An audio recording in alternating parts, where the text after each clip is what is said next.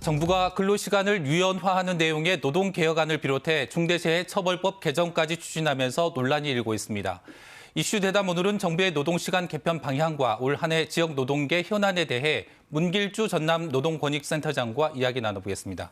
안녕하십니까? 네, 오랜만에 뵙습니다. 네, 센터장께서는 오랜 기간 노동자들의 권익 보호를 위해 힘써오셨죠. 광주 전남 지역에서 올해 가장 심각한 노동 현안은 어떤 거라고 생각하십니까?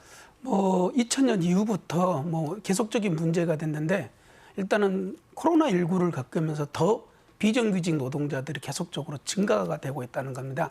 이미 통계청에서 2021년도에 이미 44%, 22년도에는 이미 45%가 넘을 정도로 비정규직 노동자가 갈수록 그냥 가파르게 좀 증가가 되고 있는 거고, 그 다음에는 코로나19 아까 말씀드렸는데 여기에 5인 미만 노동자들, 또 어떻게 보면 플랫폼 노동자들, 이러다 보니까 실제로 저희들이 봤었을 때는 비정규직 노동자들 문제가 심각하고, 이미 우리나라 통계에 저희들이 봤었을 때는 50%가 좀 넘을 정도로 비정규직이 많이 확산돼 있고 증가돼 있다, 이렇게 좀 보면 될 것 같습니다.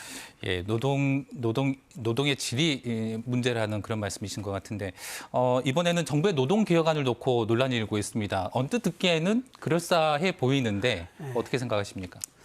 제가 보기에는 정부의 이런 노동개혁안인데, 일단은 이 노동개혁, 정부 노동개혁은 아니고 정부에 있는 학자들이 그렇게 하는 내용인데, 이것을 한마디로 좀 표현하면 유연화 정책으로 해서 우리 노동자들의 노동 강도, 건강, 그다음에 삶의 시간, 이런 것들이 대폭적으로 줄어들 것이다. 더 악화가 될 것이다. 이로 인해 많은 노동자들이, 저희들이 주 40시간이 정착이 된 지가 2002년, 올해로 딱 20년입니다. 네. 이런 부분들에 대해서 많은 노동자들이 일과 삶에 대해서 어떻게 보면 맞춰갔는데, 이로 인해서 다시 포괄임금제나 노동시간의 문제, 이런 것들로 인해서 현장은 많은 대단한 혼란이 일어날 것이다, 이렇게 예상이 좀 돼서 매우 좀 안타깝다, 이렇게 예상이 좀 됩니다.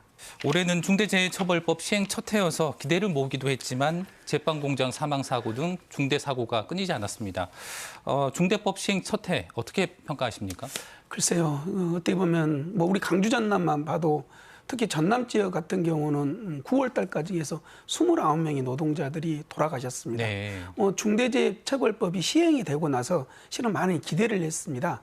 어떻게 보면 산업재해가 좀 획기적으로 줄어들지 않을까 했는데, 실제 지금 한 9개월, 10개월이 지난 시점을 좀 되돌아보면 현장에서는 다시 중대재해처벌법에 대한 이런 개념이나 이런 중대재해처벌법 이런 부분들이 많이 느슨해진 것 같습니다. 네. 그래서 저희들이 봤었을 때는 중대재해처벌법을 왜 만들었는지, 왜 시행이 됐는지에 대해서 다시 한번 검토해야 되고, 이 중대재해처벌법은 처벌을 하려고 했던 건 목적이 아니었습니다. 네. 잘 지킨 사업장에서는 지킬 수 있도록 노력하고, 법을 지키지 않는 사업장에 대해서는 사업주를 처벌하는 법입니다. 그렇기 때문에 다시 한번 왜 중대재해처벌법이 다시 점검해야 되고 다시 한번 검토가 되는 이런 시점에 좀 한번 검토를 해봐야 될 거라고 생각이 됩니다. 네, 이런 상황에서 외부 연구기관이 중대법을 예방 중심으로 바꾸고 형사처벌이 아닌 과징금 등 경제적 불이익을 주는 것으로 개정할 것을 제안해 논란입니다. 어떻게 생각하십니까?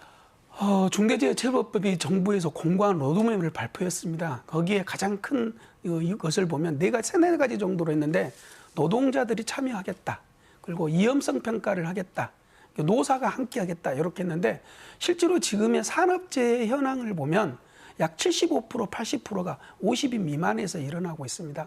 50인 미만 노동자들의 노동조합 조직률은 0.2%에 불과합니다. 네. 그런데 실제로 노동자들이 자기 사업장에 참여하고 이런 것은 극히 일부분이라는 거라고 하기 때문에 위험성 평가도 마찬가지입니다. 그런 부분에서 제가 봤었을 때는 중대재해처벌법이 로드맵이 형식적으로는 많지만은 내용적으로 본다면 노동자들이 오히려 거부할 권리, 참여할 권리, 이런 것들이 제가 봤을 때 현장에 맞지 않는 이런 상황입니다. 네.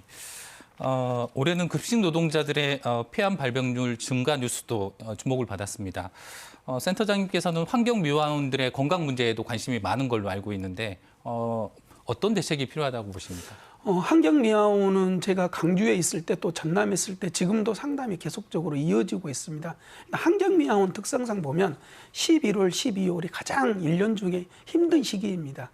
보시면 환경미화원들은 1년 중에 대부분 다 5개 노동자들하고 차량에서 나오는 매연에 의해서 어떻게 보면 자기 분진과 매연에 의해서 자기 몸이 건강이 좀 파괴되고 그렇습니다. 네. 그러다 보니까 환경미화원들이 폐암의 발생률이 굉장히 높고 최근 들어서 새벽근무 폐지, 야간 노동 이걸 말하는 거고 여전히 환경미화원들은 차량에 올라타고 이렇게 작업을 매달려서 예. 네. 이러다 보니까 엄연히 이거 보면 도로교통법이나 산업안전보건법을 위반하고 있는 이런 상황을 해서 일을 하는데 정부나 지자체에서 이 문제에 대해서 적극적으로 관심을 가졌지만 실질적으로 시간이 지나면 다시 원위치되고 있는 네. 상황이어서 이런 부분이 좀 매우 아쉽고 뭐 이 기회에 정부나 지자체에서 환경미화원들에 대한 노동 환경에 대해서 한 번 더 관심을 가져줬으면 좋겠습니다. 네.